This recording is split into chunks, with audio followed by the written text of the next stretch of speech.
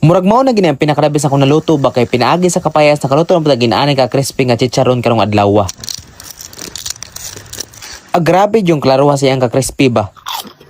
Para makaluto ta ginain ka crispy nga chicharon pinaagi sa kapayas mga lolo, pinakaunan tong buhaton dira kay mogamit tag kapayas. Katunga ra akong gigamit an mga lolo kay dako naman nagang kapayas tapos akong gipanitan gikuha na og liso tapos ako ang gi-slice og ginagmay kay ato na siyang kuan kay pabukalan sa ininit. Pag human og pabukalan na mga lolo, paglanta nimo nga lata na ganin sa imo na siyang dugmukon sa tinidor. Pag human mo dugmukon na sa tinidor mga lolo, ang sunod nimo buhaton ana kay mogamit kag 2 cups nga rice flour. Unya para mo lami na siya butngan ta na siya ahos katong black pepper ug katong chicken powder. Unya gitimplahan po ta na siya jutay nga asin ug katong 2 cups nga water. Pag human na po nimo anag mix mga lolo, mo na nagbutan sa imong lutuanan bisag unsa lang ang lutuanan mga lolo, basta importante nga maluto ra na siya. Kini akong gilutuan katong gining lutuanan sa kuang puto. Giluto ra ko na siya dira sa kaldero nga may tubig tapos pagkalutuan ako na pinang haunon kay ato na po siyang kuhaon tapos ato ang ibutang diri sa kanang butanganan bak. Imo na siyang ilaray dira tapos imo ibulad dito sa pinakainit nga kuan kanang adlaw. Siguro pag kusog ang init mga lolo, imo ra siyang ibulad og mga kuan kanang 2 ka adlaw or tulo mauga na siya. Pagkauga na pud ana niya mga lolo, ang sunod nitong buhaton kay ato na siyang lutuon dito sa nagbukal nga mantika. Dapat kung magluto ka na imo ra gyud siyang pakuratan sa kuan kanang mantika, imo siyang kuhaon dayon ba para dili siya mapaig.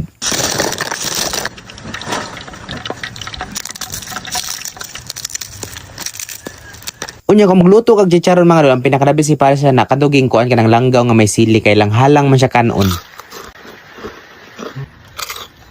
Kung makatilaw lay ka makaana jud